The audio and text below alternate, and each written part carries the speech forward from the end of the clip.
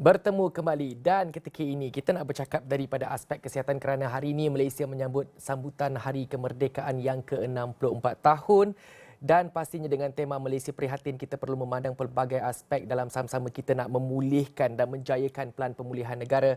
Kita nak keluar daripada situasi yang kita hadapi ketika ini, masalah penularan COVID-19, masalah ekonomi, masalah sosial dan banyak lagi. Dan ketika ini kita nak bercakap mengenai aspek kesihatan yang mana walaupun kita sudah memasuki tahun yang ke-64 kita menyambut Hari Kebangsaan, sebenarnya waktu ketika ini kita masih berdepan dengan satu keadaan yang sukar di mana Malaysia masih berdepan dengan penularan COVID-19. Namun setakat ini dengan 63.3% atau lebih 14.8 juta individu daripada populasi dewasa di seluruh negara sudah lengkap menerima 2 dos suntikan COVID-19 setakat Isnin, dan penerima dos pertama daripada golongan dewasa pula adalah sebanyak 83.6% atau bersamaan dengan 19.5 juta. Dan kita nak memandang perkara ini dalam jangka masa panjang dan saya rasa daripada aspek kesihatan kita sudah bersedia di talian ketika ini untuk bercakap mengenai apa plan seterusnya kerana Malaysia seperti yang kita sedia maklum sudah melebihi tahap 50% pemberian vaksin kepada seluruh orang dewasa di negara ini, dan kita nak tahu apa yang berikutnya untuk Malaysia untuk sama-sama kita nak menjayakan pelan pemulihan negara.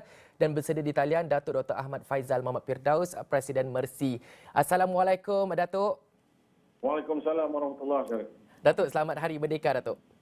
Selamat Hari Merdeka. Baik Datuk, ketika ini macam saya sebutkan tadi ya Datuk, kita masih berdepan dengan cabaran di mana kita masih berdepan dengan penularan COVID-19. Jadi apa cabaran yang Malaysia hadapi sekarang Datuk untuk terus mempertingkatkan jumlah suntikan vaksin COVID-19 Datuk? Saya rasa cabaran yang pertama ialah untuk kita mencapai kepada sekarang ini 50% yang berikutnya. Yang mana ianya tidak semestinya semudah 50% yang pertama. Saya rasa 30% yang pertama itu memang agak mudah kerana ia melibatkan rakyat yang memang hendakkan vaksin.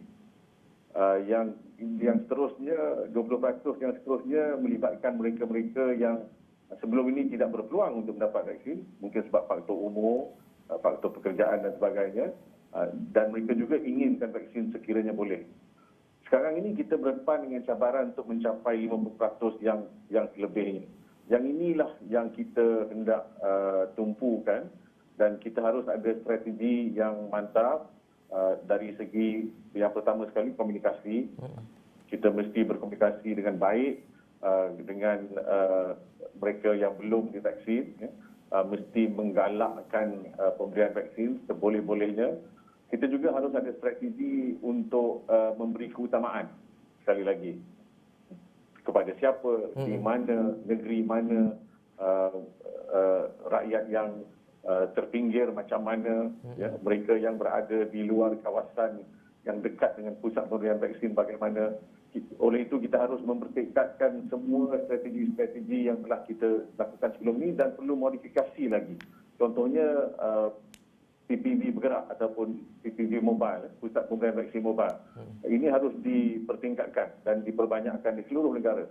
Dan bukan hanya di Lembah Kelang sekarang, tapi juga di negeri-negeri lain yang kita lihat peningkatan kes jangkitan COVID-19 yang mendadak. Yang ketiga ialah kita harus juga sekarang ini mula memberi tumpuan dan kepada mereka yang bukan rakyat Malaysia. Dan di sini kita tidak boleh tidak melihat kesan daripada adanya mereka ini di dalam negara kita, sama ada mereka pekerja asing, mereka yang mencari suaka dan sebagainya. Dan ini telah pun dilakukan dengan agak jayanya di Lembah Kelang, di mana mereka telah dibenarkan, mana yang berdaftar terutama ini, dibenarkan untuk mengambil vaksin. Ini harus dipertingkatkan, diperluaskan lagi ke negeri-negeri lain. Sebab tidak ada cara untuk kita menewaskan pandemik ini selain daripada memberikan suntikan vaksin ini kepada semua yang berada di sekeliling kita. Jadi ini termasuklah mereka yang warga negara, tapi juga termasuk mereka yang bukan warga negara. Baik. Dan yang terakhir berkenaan dengan vaksinasi ini ialah di peringkat pengurusan. Di sini kita lihat langkah kerajaan untuk sekarang ini meletakkan usaha-usaha dan koordinasi pemberian vaksin di bawah Yang Berhormat Menteri Kesihatan yang baru, yang sebelum ini Menteri Koordinasi untuk Vaksinasi, ya. Saya rasa merupakan satu langkah yang bijak kerana dengan ini dapat diselaraskan di bawah satu kementerian, di bawah Kementerian Kesihatan. Ini akan melancarkan lagi pemberian vaksin, terutama sekali di kawasan-kawasan bawah bandar dan juga di kawasan-kawasan yang di luar Lembah Kelang, yang mana kita tahu soal logistik dan juga pencapaian kepada masyarakat itu lebih sukar lagi daripada di Lembah Kelang. Baik, Dok. Datuk, kita nak bercakap juga, Datuk, sebab kita bercakap mengenai nak memastikan seluruh rakyat Malaysia walaupun warga asing yang berada di sini untuk divaksinasi untuk mencapai imuniti kelompok dan untuk menjaga dan melindungi kita dari penularan vaksin virus COVID-19.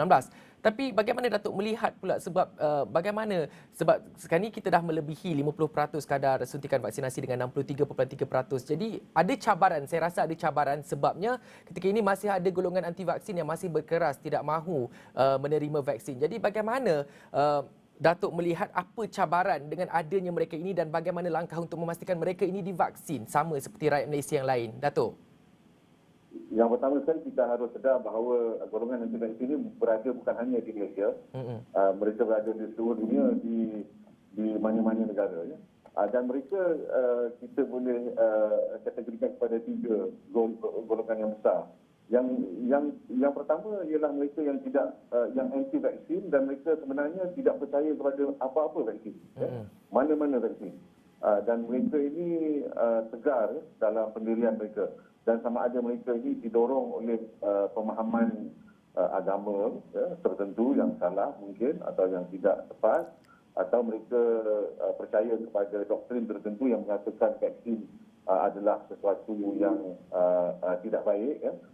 Dan kalau dalam konteks umat Islam adalah perkara yang tidak halal, ya, dan sebagainya. Ini satu golongan. Golongan kedua ialah mereka yang sebenarnya bukan anti semua vaksin, ya. Tapi mereka ini ada keraguan terhadap vaksin COVID-19. Mereka vaksin lain mereka ambil, tapi vaksin COVID-19 ini mereka ada kekhawatiran dan juga kerisauan dan keraguan akibat daripada betapa cepatnya mungkin, ya, vaksin ini telah dihasilkan dan betapa dahsyatnya pandemik kali ini. Yang ketiga adalah golongan, sebenarnya mereka ini golongan atas pagar dan mereka ini bukanlah sebenarnya anti vaksin. Ini golongan ini ramai di Malaysia, ya. Rakyat kita ramai yang terpengaruh dengan dakwah dan juga dengan cerita-cerita serta juga mungkin berita sensasi yang disensasikan, ya, akibat mungkin daripada kesan sampingan vaksin, ya. Jadi mereka ini lebih kepada golongan apa yang kita panggil dalam bahasa Inggeris vaksin hesitancy, ya.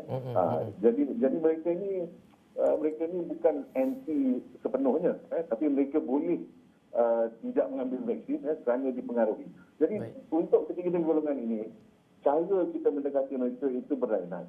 Kita harus sedar bahawa yang golongan yang kedua dan ketiga ini harus kita beri tumpuan yang lebih.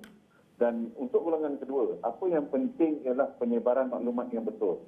Mereka ini bukan tidak mahu semua vaksin. Mereka hanya ada keraguan terhadap vaksin COVID-19. Kita harus nyatakan dengan data saintifik, dengan hasil kajian dan menunjukkan bahawa kesan sampingannya tidak seperti yang diwar-warkan atau disensasikan. Walaupun ada kesan sampingan, kita tak boleh nafikan.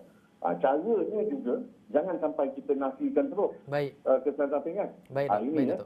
Sebab kita harus berterus terang. Untuk golongan yang ketiga, iaitu golongan atas pagar dan vaksin hesitant tadi, di sini sebenarnya mereka hanya perlu diberi penerangan yang jelas tentang betapa bahayanya COVID-19 berbanding dengan kalau ada pun sedikit kesan sampingan daripada vaksin, ya. Kalau ada, ya, dan harus ditekankan bahawa kesan sampingan itu kalau berlaku pun kebanyakannya, majoritinya adalah kesan sampingan yang ringan.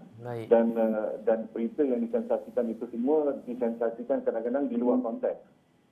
Cuma kita lagi sekali harus menerangkan pada mereka betapa bahayanya COVID-19 itu sendiri.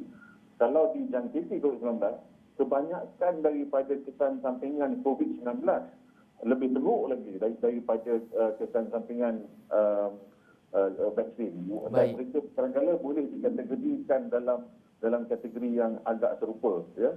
Contohnya kesan sampingan blood clot, ya, ataupun gumpalan darah yang boleh berlaku dalam perpatusan yang sangat kecil Baik. dengan salah satu atau dua vaksin. Yang ini, gumpalan darah ini, fenomena gumpalan darah ini atau blood clotting ini boleh berlaku akibat daripada jangkitan COVID-19. Baik, dan Datuk. kesannya lebih dahsyat lagi. Baik, Datuk. Terima kasih, Datuk, atas perkongsian tersebut. Apapun, selamat Hari Merdeka yang ke-64 kepada Datuk Dr. Ahmad Faizal Muhammad Firdaus, Presiden Malaysia. Terima kasih, Datuk, atas perkongsian tersebut.